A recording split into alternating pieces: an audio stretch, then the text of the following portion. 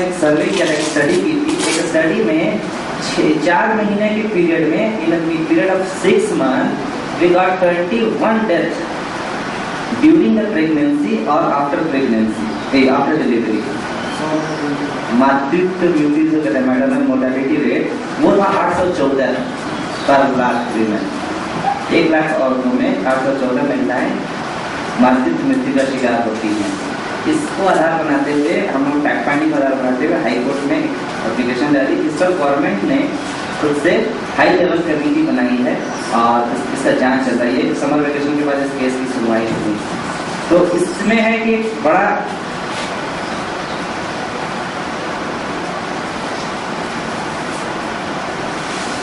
एक अगर गोटा से कुछ पॉलिसी तो रिपोर्ट नहीं बना सकती है, मगर गोटा से कुछ गाइडलाइन फ्रेम कर देती है to combat with this kind of things. तो मुझे लगता है कि इसका इम्प्लीमेंटेशन पूरे झारखंड में आसान हो जाएगा। हम दूसरे बिहार के और जगहों में भी इसका इम्प्लीमेंटेशन करा सकते हैं।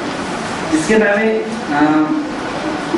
ट्रैफिक, अभी मैंने आपको बताया कि कैसे ट्रैफिकिंग का एक केस था, उसमें हमने हैबियस कॉर्पस डाल करके बच्चे को मुक्त कराया। और उसी टाइप से एक और पीएस हमने हैबियस कॉर्पस पिटीशन डाली थी, वो पेंडिंग। इसके अलावा शशि भूषण पाठक प्रोसेस स्टेट ऑफ झारखंड तक किया जा रही थी। बिकॉज मीन्स हत्या, देखिए समझने की जरूरत है। एक कंसेप्ट आम धारणा है कि पीआईएल तभी होगा जबकि पीआईएल पूरी बहुत बड़ा मास एक केस में पीआईएल नहीं होगा। पर हम एक केस को भी आधार बनाते हुए, जैसे लूकस मीन के केस में फेक एनकाउंटर की लिंक थी, जिसको सीआरपीएफ ने मार दिया था। बहरा भी था, गूंगा भी था, वो अपना जानवर चला था, कुछ पूछा होगा, डर से भागता होगा, पुलिस ने पीछे से गोली मारा या आगे से मारा, पता नहीं क्या किया होगा। ये तो सिर्फ एक हमारा एक ये हो सकता है। पर मारा हुआ उसका डेथ बॉडी पाया गया, जहाँ पे सीआरपीएफ कॉम्बिंग ऑपरेशन चली थी, उसी किनारे से। इसी के इंडिपेंडेंट जांच के लिए हम लोगों ने पीआईएल डाली। तो एक आधार भी है, एक केस जाता है, तो अगर उससे आपको लगता है कि सोशल इसके साथ गलत हुआ है और तो उससे कोई केस फाइल करने वाला नहीं है, लोकस स्टैंडी आपका नहीं बन पा रहा है, यह ना हासिल कर सकते हैं। इंडिपेंडेंट इंक्वायरी की तो कम से कम दाखिल कर ही सकते हैं, लेकिन इंक्वायरी हो जाएगी, जुडिशियल इंक्वायरी हो जाए, कोई भी ह्यूमन राइट वायलेशन की घटना, और एक ह्यूमन राइट वायलेशन की घटना को कोर्ट के सामने लाते हैं, तो ये हम मान के चलेंगे कि ऐसे बहुत सारी घटनाएं हैं जिनकी आप जांच करा सकते हैं।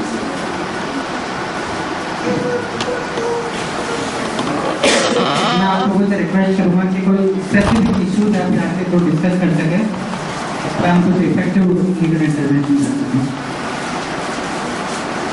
आज के मीटिंग में से यदि कोई है जिसको और एलिब्रेट करना चाहता है, बात करना चाहता है, या इसके अलावा आप इंसिडेंट्स के बारे में अवेयर है जहाँ पे आप लीगल सपोर्ट की जरूरत है, तो उसको आप लीगल सामने रखिए।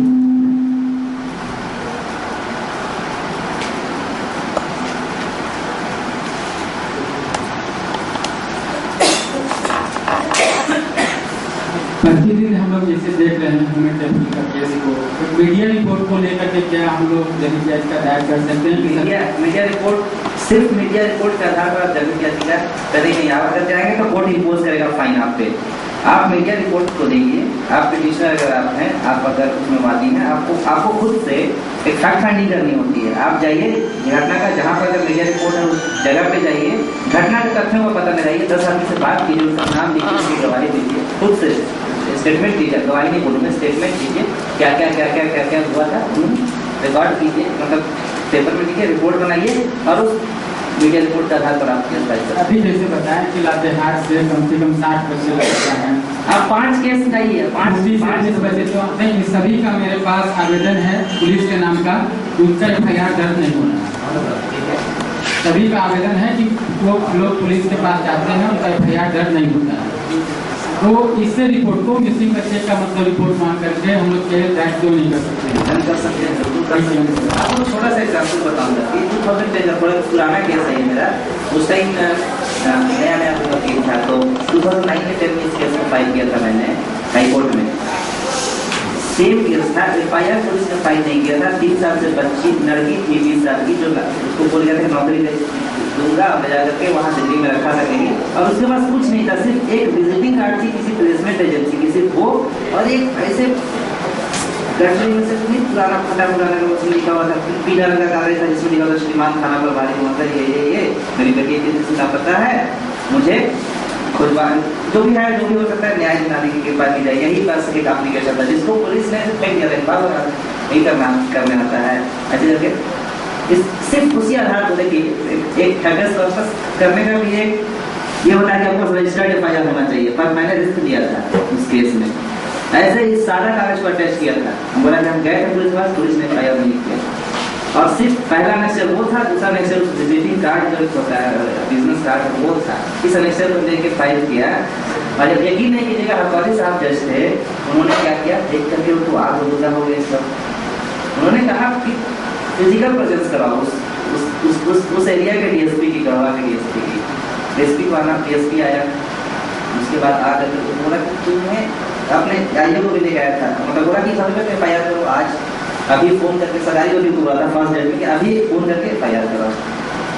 एफआईआर हुआ, उसके बाद डीएसपी का प्रेजेंस हुआ, उसके बाद इंस्पेक्टर ने क्या अफसर आकर बोला ये डेट टू डे रिपोर्ट, आप यहीं से वापस नहीं जाना है, आपको रांची से ही आप दिल्ली जाओ, इसी को आधार लेकर के, और दिल्ली जाके ढूंढ के लाओ डेट टू डे रिपोर्ट जो है, तो वहां से फैक्स करो अपने एसपी को, और एसपी जो है तुम्हारे यहाँ कोर्ट में सबमिट करेगा डेट टू डे रिपोर्ट की, आज इतना तारीख को क्या किया, कल क्या किया, इतना से ऐसा होता है स्ट्रिक्ट एक्शन करेंगे रिपोर्ट का, जिससे थोड़ी सी आस्था जगती है। अब यकीन नहीं बने, तंत्र चाहे तो कुछ भी कर सकता है। उन्होंने 10 से 15 दिन के अंदर दिल्ली में कहाँ से उस लड़की 3-4 जगह बेची गई थी, 3-4 जगहों में 10 दिन में खोज के ढूंढ के उस लड़की को निकाल दिया। तो ये सब ये छोटी सी हैबेस कॉर्पस की घटना है, एक मिसिंग जो हम लोग रिकवर किया था उसकी घटना हैबेस कॉर्पस, ये तो बड़ा मैटर हो सकता है। काफी यही मामला आप बता रहे हैं। 15 तारीख को जिससे यहाँ के पुलिस को सभी लिखे हैं, यह कार्ड केवल उसके बाप को दे दिया और इसको बोला कि अगर तुमको वो बेटी चाहिए तो हमको दूसरी बेटी दो। एग्जैक्टली यही होता है, नाम भी रखते होंगे बिरसा, भाई जनहित टीचर ऐसा नाम रखेंगे कि उसके पास था, और 15 तारीख से हम इसमें एफआईआर दर्ज कराने के लिए कोशिश कर रहे हैं, एसपी से लेकर के थाना प्रभारी तक। आपके पास 5 केस है सर, 10 केस है आपने बस मुझे कल मिलिए, मैं कोर्ट खुलने के साथ 10 तारीख 9 तारीख में उसमें दिया था। आप स्ट्रैटेजी पे बात करेंगे सर, कोई अपना परिचय दे दीजिएगा। मैं शुरू में